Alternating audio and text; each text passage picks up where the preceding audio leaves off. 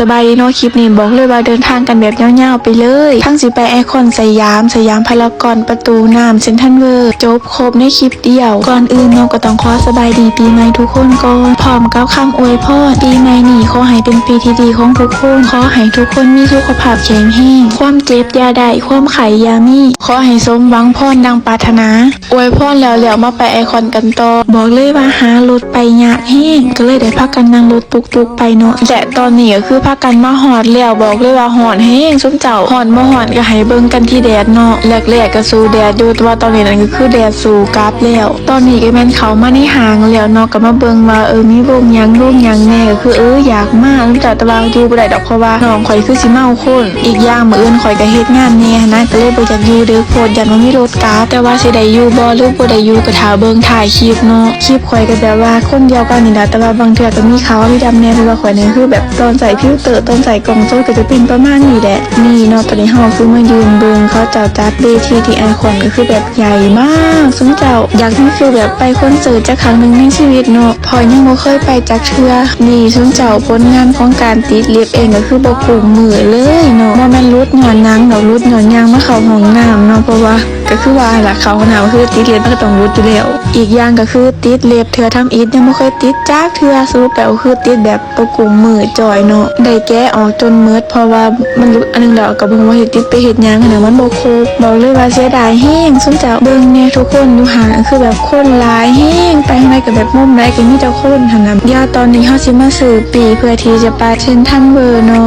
ค่าปีไปก็แม่นคนละ16 บาทแต่ว่ายังบ่ฮอดเด้อต้องไปลงอยู่ที่กรุงธนบุรีเนาะแล้วก็ไปซื้อปีไปอีกเทื่อนึงบอกเลยว่าซับซ้อนแฮงกับการนั่ง BTS แต่ว่า BTS อันหยังสุดแต่สิให้เบิ่งก็คือมันสิมีแต่2อีหยังก็จะให้เบิ่งรถโดยแบบว่ามันเป็นแปลกๆค่ะนะเพราะว่ายังบ่เคยนั่งรถแบบนี้จักเทื่อที่แรกน่ะก็เห็นคนยืนอยู่หม่องหลายๆคิดว่าคือสิขึ้นได้บ่หมดแต่ว่าก็พอดีกับการที่เขาให้ขึ้นมาก็คือขึ้นได้หมดเลยนี่ให้เบิ่งเฮาก็สิเลี้ยวไปร้านก็จะเห็นมีแบบนี้แล้วก็ทางหน้าก็จะเป็นวิวอีกแบบนี้คือกันแต่ว่ามันสิมีแค่2เฮือนเองตอนนี้ก็แม่นลงมาแล้วเนาะแล้วก็มายืนท่าซื้อปีอีกแต่ว่าข่อยนั่นก็คือเจ็บตีนแล้วเนาะก็เลยเปลี่ยนเกิดเป็นกับเอื้อยเพราะว่าย่างดูโผก็เลยเจ็บตอนนี้ก็แม่นได้มาแล้วเนาะก็สิมาแตะเขาแบบนี้เลยเฮาจะนั่งจากกรุงธนบุรีไปลงที่สยามเนาะแล้วก็สิลงจากบ่นั้นนะเพื่อที่ว่าจะไปต่อจากสยามไปลงอยู่ที่ชิดลมบอกเลยว่าซับซ้อนแฮงตอนนี้คือเวทีอยู่ที่สยามก็คือใหญ่คือกันเด้อซึ่งเจ้าตอนนี้ก็แม่นพากันยืนท่ารถอยู่เนาะเพราะว่าเบิ่งป้ายแบบซับซ้อนแน่น้อยนึงตอนนี้ก็แม่นรถมาแล้วก็จะพากันขึ้นเพื่อที่ว่าจะไปลงที่ชิดลมคือว่านั่นล่ะขึ้นแต่ป้ายเดียวแป๊บเดียวก็คือฮอดแล้วก็พากันมาลงแล้วก็มาปอนบัตรออกเนาะตอนนี้ก็คือจะย่างไปที่ห้างเกสรเหมาะทวัดจือพิษนะเฮาบ่จือนะอีนั้นก็คือแบบงามแฮงก็แต่ว่าเขาเจ้าคือแบบท่าต่อคิวซื้อบัตรแบบคนหลายแฮงอยากถ่ายเห็นอยู่แต่ว่ามันก็บ่เห็นว่ามันบางต้นไม้แต่ว่าตอนนี้นั่นก็คือแบบเริ่มหิวข้าวแล้วแต่ว่าก็คือสิไปหาหมู่ของน้องก่อนว่าหมู่ของน้องคือแบบนัดกันนะแต่ก็บ่รู้ว่าสิได้พ้อกันหรือบ่เพราะว่าคนหลายแฮงนัดบ่นั้นบ่นี่คือจะแบบบ่ได้พ้อกันจักเทื่อเนาะแต่ว่าตอนนี้ซาบอกว่าสิพามาเบิ่งเวทีที่เซ็นทรัลเวิลด์เนาะแบบว่าเขาจัดใหญ่อลังการแฮงจนเจ้าให้เบิ่งคือแบบโอ้โหฉันอยากดูคอนเสิร์ตมากตอนนี้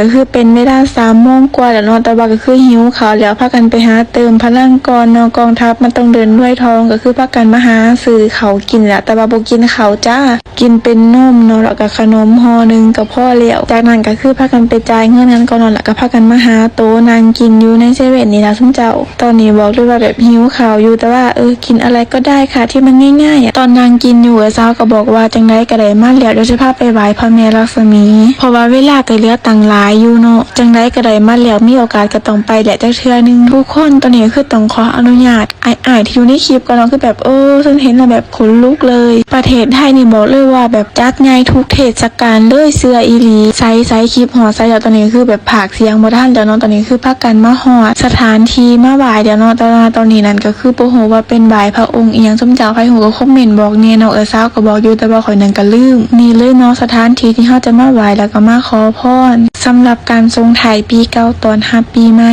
แล้วข่อยก็เห็นเขาเจ้าโยนเหรียญลงไปนะซุมเจ้าข่อยก็เลยโยนไปจัก2เหรียญเนาะจากนั้นเรียบร้อยมาแล้วพวกเฮาคือจะพากันออกมาแล้วว่าจะไปหาหมู่น้องสรุปแล้วคือบ่ได้พอกันเด้อซุมเจ้าเพราะว่าต่างคนก็คือแบบทางเขาตันหมดไปแล้วเพราะว่าตอนนี้คือเป็นเวลา5 โมงแล้ว แล้วนี่สรุปแล้วพวกเฮาคือได้เบิ่งคอนเสิร์ตได้ชุ่มเจ้าได้เบิ่งอยู่3วงนี่ล่ะได้เบิ่งจำนี้ได้เห็นจำนี้ก็มีแห้งแล้วแต่ว่าบ่ได้อยู่ฮอดเขาดาวเด้อเพราะว่ากลับก่อน